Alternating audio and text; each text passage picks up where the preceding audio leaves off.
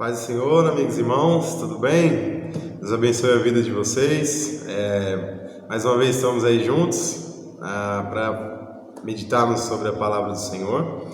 E hoje nós chegamos na quarta aula já. E é um prazer para mim poder estar com vocês, meditando sobre a palavra nessas aulas da escola dominical. Eu espero que seja proveitoso para a vida de vocês. Nós estamos aí no terceiro trimestre de 2020 e nós estamos utilizando aí a edição especial da classe mista de jovens e adultos, e tem o trimestre tem o tema Os Princípios Divinos em Tempos de Crise, a Reconstrução de Jerusalém e o Avivamento Espiritual como exemplos para os nossos dias. Hoje nós estamos na lição de número 4, que tem como tema a construção do templo enfrentou oposição. Vamos orar ao Senhor para nós darmos início? Querido Deus, agradecemos ao Senhor pela oportunidade maravilhosa de poder meditar um pouco mais sobre a Tua Palavra. Nós chegamos, Senhor, enfim, na quarta aula, e só o Senhor é quem pode nos recompensar, nos edificar. Só o Senhor é quem pode abrir o nosso coração para receber a Tua Palavra, e que o Senhor gere frutos através dessa aula, Senhor, no coração de todos aqueles que irão assistir. Vai continuar nos capacitando e que o Teu Espírito Santo nos faça compreender melhor a Tua Palavra, em nome de Jesus. Amém. Vamos fazer a leitura aí do textuário? Livro de Neemias, capítulo 4, versículo 6, diz assim o textuário: Assim edificamos o muro, e todo o muro se cerrou até a sua metade, porque o coração do povo se inclinava a trabalhar. A verdade prática diz que, se confiarmos verdadeiramente em Deus, venceremos todas as existências do maligno, do inimigo da nossa alma, né? Louvado seja Deus. Irmãos, dando continuidade à nossa série de lições, nós vemos que após a permissão concedida pelo rei Ciro, os israelitas fizeram então a viagem da Babilônia até Jerusalém. Está lá em Esdras 2:1. Nós não temos detalhes sobre como foi essa viagem, mas nós sabemos que não foi nada fácil, né? A gente está falando de 1440, aliás, quilômetros da Babilônia até Jerusalém. Foi mais ou menos cerca de 4 meses de viagem, realizado por um grupo de aproximadamente 50 mil pessoas. Então vocês imaginam a dificuldade que foi esse retorno da Babilônia até Jerusalém. Então a gente pode até dizer que foi um segundo êxodo, né? A viagem do Egito até a Terra Prometida foi muito longa, essa daqui também foi bastante longa. Então a gente pode fazer essa comparaçãozinha aí, né? O segundo êxodo. Então os que se colocaram nessa jornada, eles estavam prontos para recomeçar a vida. Só que a gente não pode esquecer que esse retorno envolveu uma liderança disposta, né? Como a gente vê lá em Esdras, capítulo 1, versículo 5, que diz assim, ó: Então os líderes das famílias de Judá e Benjamim, como também os sacerdotes, dispuseram-se a ir a Jerusalém. Então esses líderes aí das famílias de Judá, eles foram despertados por Deus para conduzirem o povo a Jerusalém. Eles se colocaram como exemplo para os demais. Aí está a importância de uma boa liderança, uma liderança sólida, firme, né, que carrega o povo, incentiva o povo. Isso é muito importante. Então fica aí a lição para a gente, né? Se uma boa obra precisa ser feita, que os ministros sirvam de exemplo. Isso é bem interessante. Então os líderes estavam dispostos, apesar de toda a tentação de ficarem na Babilônia, né? Porque eles estavam, mesmo em exílio, eles estavam bem instalados lá, tinham se adequado à convivência ali, né? Mas eles teriam que sair então da zona de conforto e enfrentar esse longo caminho, né? Com suas esposas, com seus filhos, com suas posses, né? Seus animais. Então possivelmente eles ficaram, além de desgastados, ficaram desmotivados com toda essa viagem. A própria terra para eles a terra deles era estranha, né? Era uma terra desconhecida, uma terra perigosa. Eles passaram 70 anos no cativeiro. Então vocês imaginam como era chegar numa cidade que eles não estavam acostumados. Muitos inclusive nasceram no cativeiro babilônio, nem conheciam a terra de Israel, de Jerusalém. Então vocês imaginam para eles como não era difícil voltar, né? Ter que se adaptar a algo que muitos deles nem conheciam. Então, como a gente viu na aula passada, a liderança levou o povo a priorizar o temor e levou o povo a se reconciliar com Deus, né? Através aí da prática das leis. Eles então reconstroem o altar, eles retomam o sistema de sacrifício, eles voltam a comemorar as festas típicas, né, que o Senhor estabeleceu para o povo, e eles também lançam lá o alicerce para a reconstrução do templo. Então hoje a gente vai falar sobre o início da reconstrução do templo e também sobre a perseguição contra o povo de Deus, né, com a intenção exatamente de parar o trabalho. O tópico 1 aí diz para a gente que os alicerces do templo são lançados. Na aula passada, como a gente viu, além da celebração da festa dos tabernáculos, todo o sistema sacrificial foi colocado em andamento, né? Foi restaurado logo de cara, logo de começo. A primeira coisa que eles fizeram foi levantar o altar e retomar com o sistema de sacrifício. Esses sacrifícios eram essenciais, né, para retomar, aliás, e manter a aliança com Deus de Israel. Hebreus 9:22 fala exatamente sobre isso também.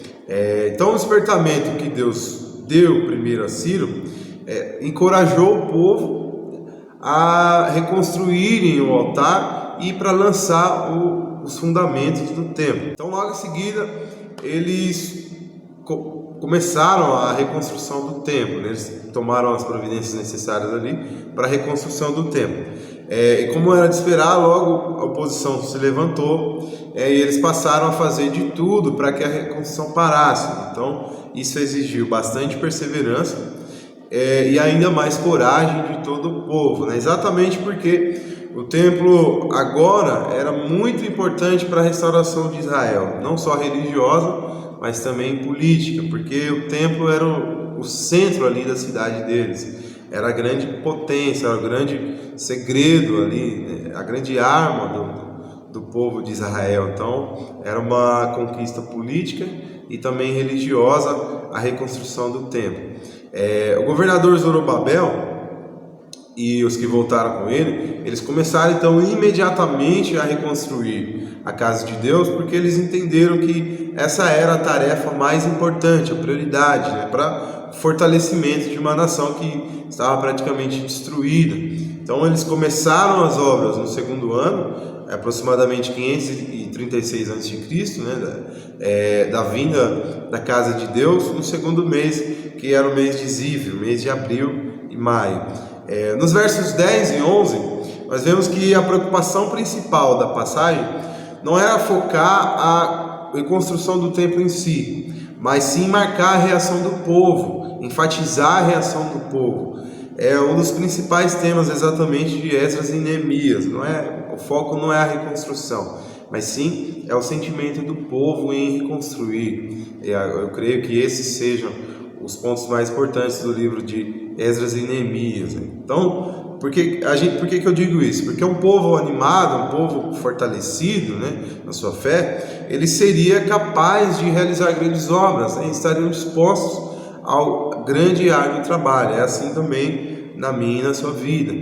Quando nós estamos animados, quando nós estamos com o foco certo, quando nós estamos trabalhando em unidade, e também, claro, principalmente na direção de Deus, nós realizamos aquilo que nós temos nas mãos para fazer. Então, o sentimento do nosso coração, ele influencia muito na qualidade e na execução do trabalho que nós temos nas mãos, tá? Então, por isso eu creio que os escritores focaram principalmente o sentimento e a reação do povo com esse trabalho que eles tinham nas mãos, né? Aí fica a pergunta, né? Qual tem sido o seu sentimento em relação ao desenvolvimento da obra de Deus, né? O que tem te motivado ou te desmotivado a parar ou a continuar? Então, isso fica aí na sua mente para você refletir.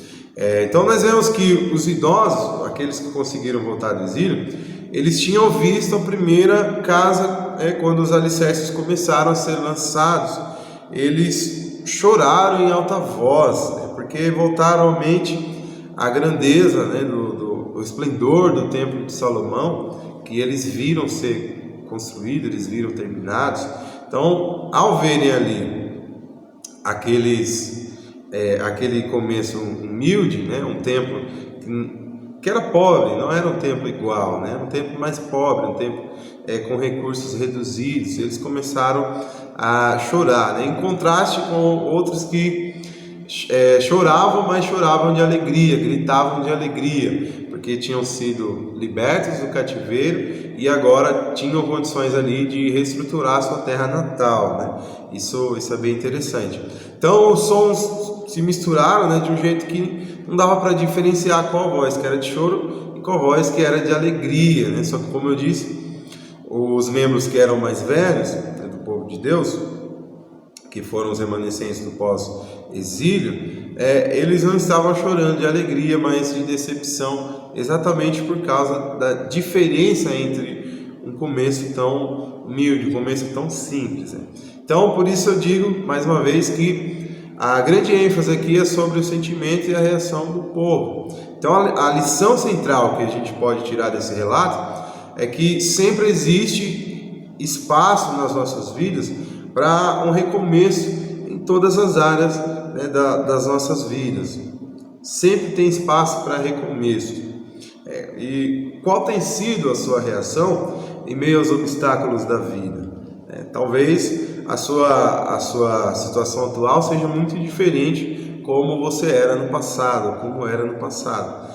Talvez você chore por não ser mais como era. A sua saúde, a sua família, o seu casamento, a igreja, os seus relacionamentos, mas através do Espírito Santo nós sempre podemos recomeçar. Não podemos também nos esquecer que todo aquele trabalho tem como objetivo a glória de Deus que é expressa no seu povo. Ele deve ser o começo e o fim de tudo que nós fazemos em nossa vida. Em Atos 4, Pedro enfatiza a importância de Cristo como sendo a base não só da salvação, mas também de tudo em nossas vidas. Ele diz assim: saibam os senhores e todo o povo de Israel que por meio do nome de Jesus Cristo, o Nazareno, a quem os senhores crucificaram, mas a quem Deus ressuscitou dos mortos, esse homem está aí curado diante dos senhores. Esse Jesus é a pedra que vocês construtores rejeitaram e que se tornou a pedra angular. Não há salvação em nenhum outro, pois debaixo do céu não há nenhum outro nome dado aos homens pelo qual devamos ser salvos. Então Pedro aqui ele mostra para aqueles homens que, como edificadores, ou seja, aqueles que são responsáveis por levar o povo ao conhecimento de Deus, eles falharam quando rejeitaram a Cristo, como fundamento não só de sua pregação, mas também de suas vidas. Então, fica aí a reflexão para você. Se você ainda não recebeu a Cristo como seu Salvador, saiba que Ele é o fundamento não só de tudo que existe, mas também que Ele é o único caminho que leva a Deus. Agora, se você já o recebeu, mas vive se lamentando pelo que passou, saiba que Ele é também o ponto de partida para nós recomeçarmos. Essa passagem aqui também ensina sobre um novo nascimento, algo que todo cristão deve experimentar, Também o preceito para vermos o reino de Deus, o próprio Jesus que disse isso, lá em João 3, para sermos templo e morada de Deus, do Espírito Santo, nós precisamos ter o nosso velho eu, aqui a gente pode prefigurar o velho eu como o antigo templo, o primeiro templo, o templo de Salomão. A gente tem que ter o velho eu, então, mortificado, exatamente para a gente ser não reformados, mas refeitos, começados do zero. Então é exatamente como Paulo diz lá em 2 Coríntios capítulo 5, versículo 17. Ele fala: portanto, se alguém está em Cristo, nova criação as coisas antigas já passaram e eis que surgiram coisas novas. Aí fica mais uma pergunta para você: você nasceu de novo como cristão? Você nasceu de novo? Nós temos que refletir nisso todos os dias das nossas vidas. Mas agora, na sequência, nós temos mais 3 tópicos, mas eu vou fazer aí uma unificação, vou juntar todos e a gente vai já falar sobre tudo e até o final, tá bom? Então vamos lá. Aqui a gente tem o relato dos primeiros adversários depois da volta do exílio, né? Esses adversários, eles eram de Samaria, né? Os chamados samaritanos. E os samaritanos surgiram quando o povo de Israel se misturou com pessoas de outros povos, de outras crenças. Então, depois do reinado de Salomão, a gente conhece a história da divisão dos reinos. Houve uma separação entre Israel. Israel se dividiu, aliás, as 12 tribos se dividiram, e foi criado o reino do norte e o reino do sul. A gente tem um dos relatos que a gente tem em 1 Reis, capítulo 12, versículo 20. Roboão, que era um dos filhos de Salomão, ele assumiria o reinado de toda a nação de Israel, só que porém ele foi rejeitado por 10 das 12 tribos, né, que compunham toda a nação. Ele então ficou responsável pelo reino do sul, que era composto pela tribo de Judá e pela tribo de Benjamim, enquanto que Jeroboão I foi responsável, que também foi o responsável pela rebelião das 10 tribos, ficou encarregado do reino do norte, né, para onde foram essas 10 tribos. O rei Onri, não sei a pronúncia correta, que o pai de Acabe, ele foi o 6º rei do reino de Israel, do reino do norte.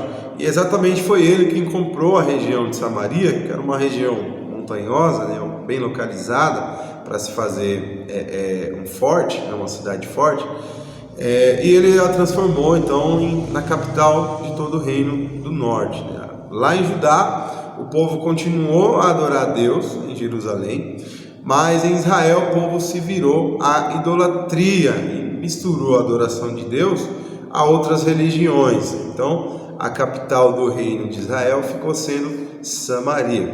Então, depois de muito tempo de idolatria, o reino de Israel ele foi conquistado pelo rei da Assíria. Muitos israelitas foram deportados para outras partes do Império Assírio e pessoas de várias nações conquistadas foram colocadas ali em Samaria, exatamente na capital de Israel. A gente tem esse relato lá em 2 Reis, capítulo 17, 23 a 24. Então os novos habitantes de Samaria aprenderam sobre Deus, mas misturaram o judaísmo com adoração a outros deuses. Os judeus que restaram lá em Samaria, eles se misturaram com os novos habitantes e surgiram assim os samaritanos, tá bom? Esse é um resumo sobre a história do povo samaritano. Então não há razões para a gente crer que eles tenham se voltado ao Senhor. Antes do que eles estavam querendo se opor por outros motivos. Por isso que eles foram chamados de inimigos ou adversários logo no primeiro versículo lá do capítulo 4, que é o que a gente está estudando. Zorobabel, então, ele percebe o engano daquela falsa ajuda, né, que os samaritanos se propuseram a dar, e eles recusaram a aceitar essa ajuda. Então, o que eles fazem? Eles apelam para a ordem que eles tinham recebido do rei Ciro, né, e continuaram o trabalho. Então, o povo da terra, no versículo 4, o mesmo adversários do versículo 1, eles ficaram indignados, né, pela rejeição e começaram a atiçar o povo e tentaram até desanimá-los, né? Chamaram ali os conselheiros do rei para tentar frustrar o plano, todo aquele plano da reconstrução, né? Então esse foi mais ou menos o que eles fizeram. Então esses inimigos, que também depois de Nabucodonosor pioraram ainda mais a situação da cidade, né, do muro, queimaram ainda mais as portas da cidade, fizeram uma rebelião terrível, e sempre hostilizavam os judeus, né? Esses mesmos foram quem ofereceram ajuda para a reconstrução. Então, Zorobabel e Josué, no caso aqui, eles não foram tão ingênuos em aceitar a ajuda do inimigo, pois pessoas dessa forma, que sempre hostilizaram o povo judeu, não teriam boas intenções em oferecer ajuda, né? Você, por exemplo, você já viu uma pessoa ruim, um vigarista, com um crachá escrito eu sou vigarista, ou uma identificação na testa, eu sou vigarista? Não tem. Essas pessoas, eles sempre aparecem com boas intenções, querendo ajudar, né? Mas a gente já sabe o que é. Então, depois de ter a sua oferta rejeitada, eles passaram a querer desanimar o povo, assustar o povo, ameaçaram, né, todo aquele povo que estava empenhado na reconstrução, e eles queriam de toda forma pedir que reconstruísse o templo. Eles diziam que eram adoradores de Deus, mas o culto deles era um culto misto.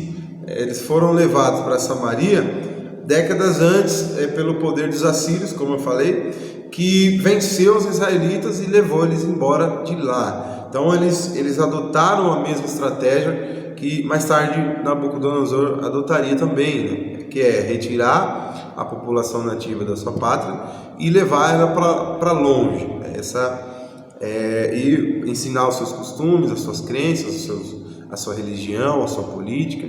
Essa era a tática que Nabucodonosor usou, que ele copiou exatamente dos assírios, que já tinha feito aquele arrastão lá em Israel, né?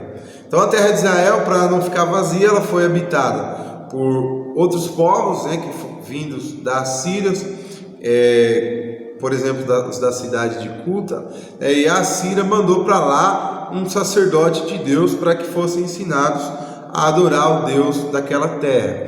Só que isso resultou num culto ao Deus verdadeiro, misturado com os cultos pagãos, que eles trouxeram das suas terras de origem, exatamente como Paulo denunciou lá em Atos, do povo da Grécia, né? Vocês têm aí seus altares, seus deuses, e tem um que está escrito ali, é o Deus desconhecido, né? Eles tinham conhecimento de quem era Deus, mas eles misturavam, fizeram uma mescla ali de religião, trouxeram o politeísmo, acabaram com o monoteísmo, né, que é a adoração ao único Deus, e trouxeram ali o politeísmo, que é a adoração a vários deuses diferentes.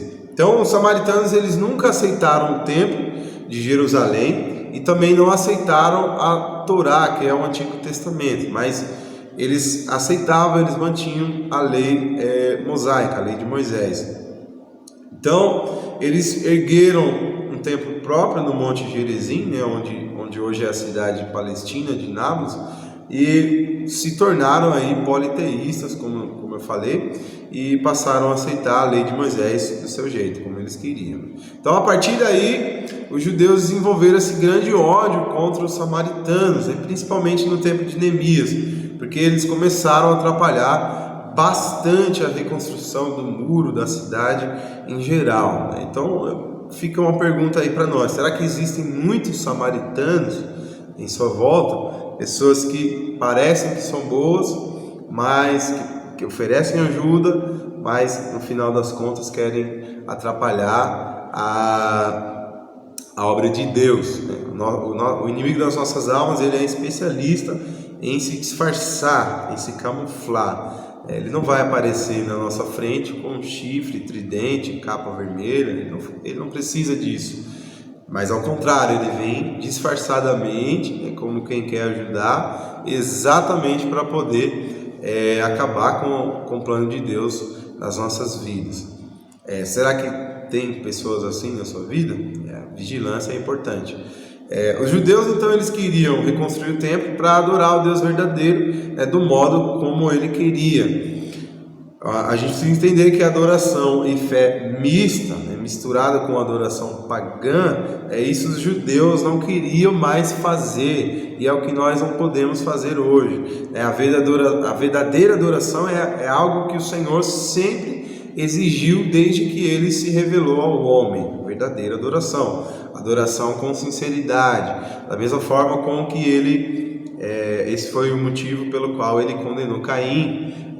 O sacrifício de Caim não era um sacrifício ruim, é o que nos leva a entender, mas a intenção do seu coração era sim ruim. Ele não era um verdadeiro adorador como Abel foi.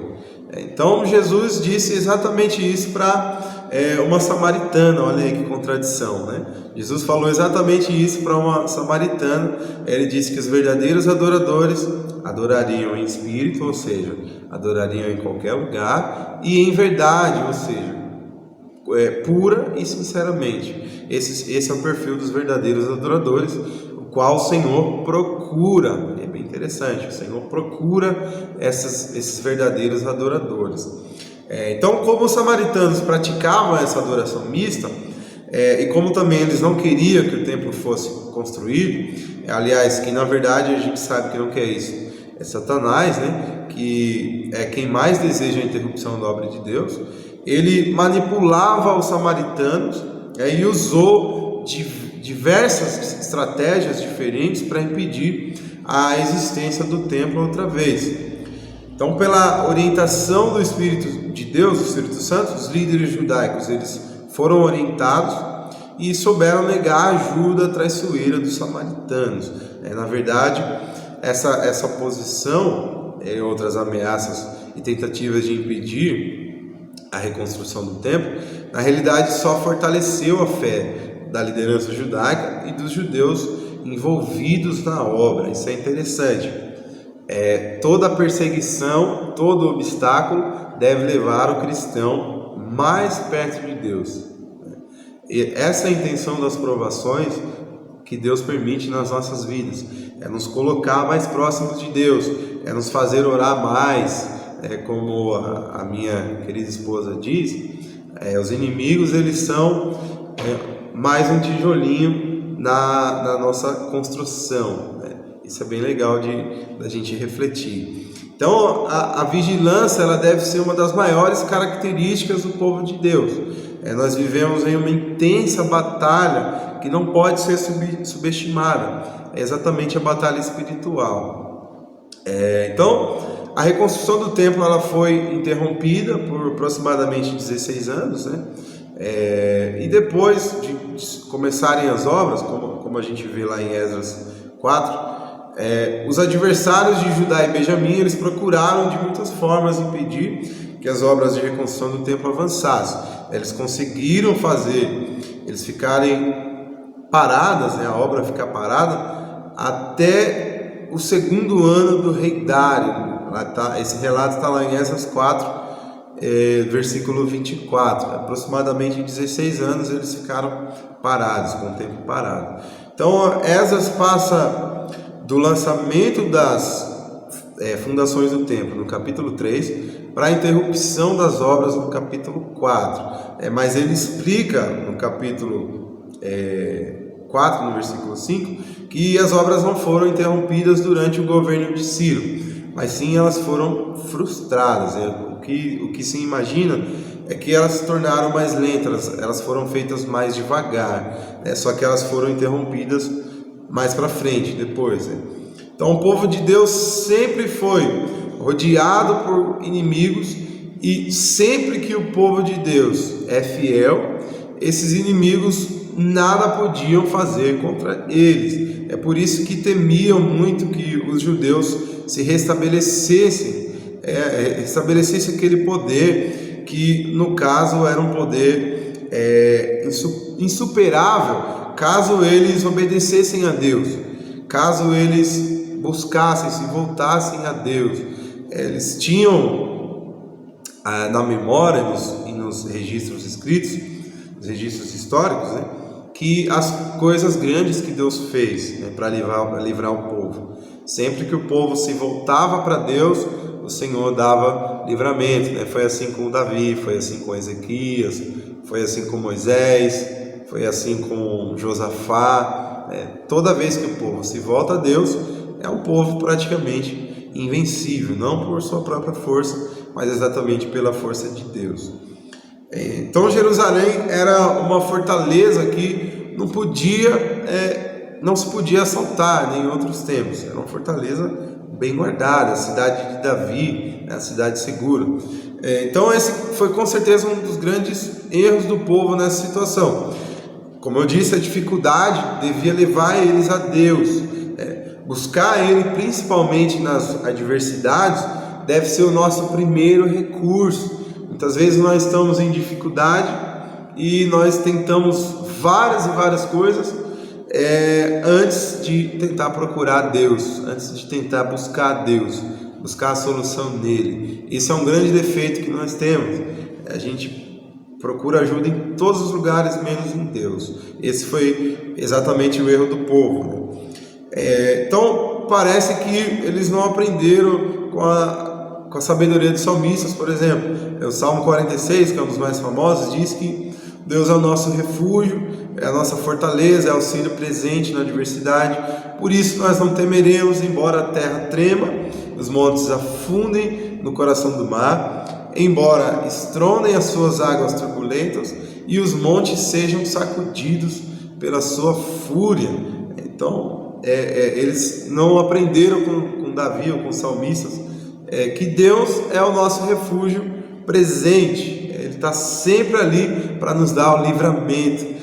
Isso devia ser regra número 1 do povo de Deus. Então, desde que os judeus retornaram a Jerusalém, para começar a reconstruir as coisas, naquela ordem que a gente falou, começando pelo altar, o templo e posteriormente o templo, surgiu então uma forte oposição. E assim também sempre vai ser quando a igreja se voltar inteiramente a Deus, começando a pregar a verdade bíblica com o poder do Espírito Santo. Aí fica a pergunta para você: você como igreja do Senhor, como parte da igreja de Deus, você tem buscado primeiro o agir de Deus em todos os momentos da sua vida? Reflita. Então os inimigos do povo, eles adotaram 3 estratégias. Primeiro, desanimar os construtores, matar os líderes e também influenciar o rei por meio de cartas. Eles enviaram as cartas a Dário, a Xerxes, que era o açoueiro lá de Esther, que a gente viu, e também a Artaxerxes I. As obras foram interrompidas várias vezes, mas os reis sempre acabavam respondendo com novos decretos ou cartas para garantir a continuidade das obras, exatamente por causa da influência que Ciro teve no reinado deles. Eles sempre se voltavam para Ciro sobre o decreto que ele havia instituído, para que o povo fosse solto e pudesse reconstruir o seu lar. Esse decreto tinha muito peso nas decisões desses reis. Então houve pelo menos 3 decretos favoráveis à reconstrução e o mandato de interrupção que foi feito por um mau rei, o rei antes de Dário. Então a opressão dos inimigos levou o povo de Deus ao desânimo, ao esfriamento. Eles entenderam que não era a hora de reconstruir o templo, porque eles estavam mais preocupados com o seu próprio conforto. Mas quanto mais eles focavam em si próprios, ignoravam as coisas de Deus, menos eles prosperavam, menos eles cresciam. Eles tinham perdido o foco do principal, do que era a prioridade, e eles estavam exatamente sofrendo as consequências disso. Por exemplo, lá em Ageu, no capítulo 1, fala exatamente sobre isso, sobre a dura advertência que o profeta Ageu deu ao povo. Vocês estão preocupados aí com as suas casas, vocês estão preocupados aí com o luxo de vocês, estão preocupados em enriquecer, em faturar, e enquanto o pobre está lá jogado, enquanto o templo está lá abandonado. Ageu fez advertências duríssimas contra o povo exatamente por causa disso, porque era um povo que sempre foi abençoado por Deus. Sempre que eles obedeciam, eles eram altamente abençoados por Deus. Deus ele se voltava a sua bondade e a sua misericórdia ao povo quando eles se comprometiam com Ele. Então eles estavam perdendo a bênção da presença de Deus, porque eles passaram a viver em função dos seus próprios interesses, né? Demonstrando aí um interesse mínimo pelos objetivos e pelos propósitos divinos.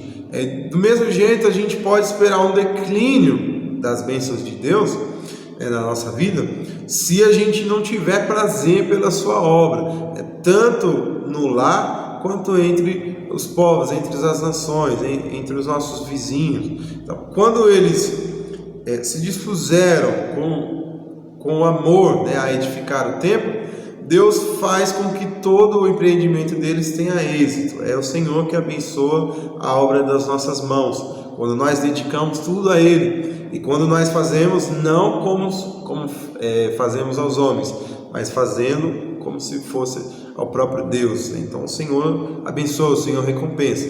Então esse princípio ele está presente também no Novo Testamento. O favor de Deus, o seu amor e a comunhão com Ele vão vir somente à medida que nós continuarmos a buscá-lo e observar também os seus mandamentos. Então o primeiro templo possuía a glória material, muito ouro, muitos materiais caros, só que acima disso ali estava a Shekinah, né? Ali estava a presença de Deus. Só que a glória do segundo templo, menor, mais barato, né? Mais simples, seria exatamente maior. Foi o que Deus profetizou através do profeta Ageu, né? Então, alguns séculos depois da construção do segundo templo, esse edifício recebeu a pessoa mais importante de todos os tempos. Ele recebeu Jesus ao vivo, né? O mesmo que estava no Shekinah. Quando Jesus se revela para o povo, que ele entra no templo, ele entra ali na sinagoga, ele faz exatamente a leitura do profeta Isaías, revelando quem ele era. Então aquele templo humilde, pequeno, recebeu exatamente o Rei da Glória. O templo tinha passado por várias reformas, mas os alicerces eram os mesmos, aqueles que foram lançados no tempo do profeta Ageu. Então o segundo templo teve a honra da presença do Salvador do mundo. Chegando no final aí para concluir, muitas vezes as preocupações da vida faz com que a gente perca o foco e que a gente dê prioridade às coisas erradas. A gente busca apenas a riqueza, a gente busca a prosperidade, as coisas materiais, mas nós esquecemos da grande missão que o Senhor nos deu. O crescimento do Evangelho, né, ele deixa de ser importante na nossa vida. Só que a Bíblia nos ensina a buscar primeiro exatamente o reino de Deus. Mateus 6,33, né, onde o Senhor Jesus fala: busque primeiro o reino de Deus, a sua justiça, as demais coisas virão, elas serão acrescentadas. Só que por outro lado, quando nós nos dedicamos a cumprir a missão que Deus nos dá, Ele cuida exatamente das nossas outras necessidades. O povo que coloca Deus em primeiro lugar é abençoado, é um povo vencedor na vida cotidiana desse mundo. Então esse povo pode ter certeza que a sua vida continuará na eternidade. Então, com base na história de Esdras e Neemias, nós percebemos que eles eram pessoas de ação, eles eram pessoas impulsionadas pela fé, eles não ficavam esperando que algo acontecesse. Antes eles se esforçavam para fazer o que tinha que ser feito, o que eles tinham nas mãos. Então eu deixo aí algumas perguntas para que você reflita. O que você tem nas mãos para fazer? Foi Deus quem te entregou?